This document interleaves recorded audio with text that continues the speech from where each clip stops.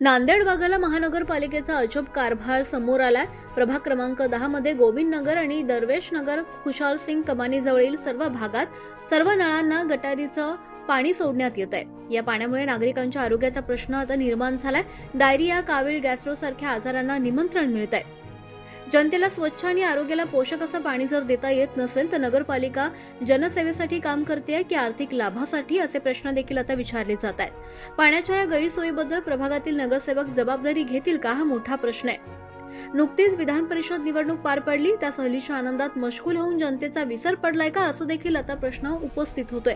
सहलीच्या नादात जनतेला वाऱ्यावर सोडलंय, पूर्णपणे जनतेचं आरोग्य धोक्यात आलंय। पाण्याच्या अडचणीमुळे लोकांचं जगणं आता मुश्किल झालंय।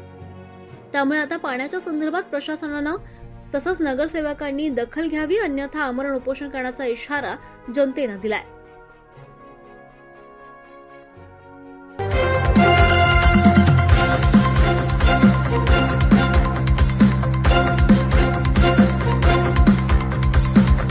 समाज साधना न्यूज, समाजहितासाठी सदैव अग्रेसर।